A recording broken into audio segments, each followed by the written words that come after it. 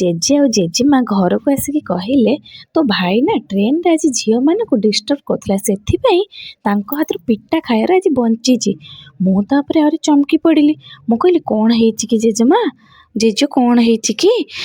ଜେଜେମା ଶୁଣିକି ଏଇ କଥାକୁ ମୋ ପାଟିରୁ କହୁଛି କି ଯା ତୋ ଭାଇକୁ ପଚାରେ ଯାଇକିରି କ'ଣ ହେଇଛି। ତ କଥା କିଛି ଏମିତି ଥିଲା। ତ ଜେଜେମା ଯାଇଥିଲା ତାଙ୍କ ବାପ ଘରକୁ, ତ ସେଠି ଯାଇ ରହିଯାଇଥିଲେ। ତାପରେ ଜେଜେ ଗଲେ ତାଙ୍କୁ ଆଣିବା ପାଇଁ, କିନ୍ତୁ ଜେଜେ ବି ଯାଇକି ସେଠି ରହିଗଲେ।